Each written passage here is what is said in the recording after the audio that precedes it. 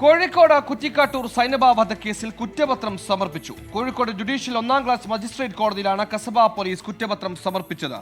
കൊലപാതകം, ഗൂഢാലോചന, തട്ടിക്കൊണ്ടുപോകൽ, കവർച്ച തുടങ്ങിയ വകുപ്പുകളാണ് കുറ്റപത്രത്തിലുള്ളത്.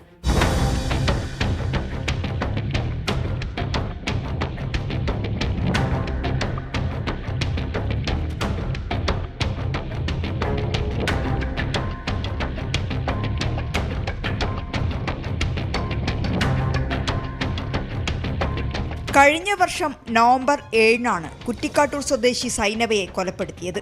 കോഴിക്കോട് പുതിയ സ്റ്റാൻഡിൽ വെച്ച് കാറിൽ കയറ്റി മുക്കത്ത് കൊണ്ടുപോയി ഷാളുകൊണ്ട് കഴുത്തു ഞെരിച്ചു കൊലപ്പെടുത്തുകയായിരുന്നു. പിന്നീട് മൃതദേഹം നാടുകാണി ചുരത്തിൽ തള്ളി.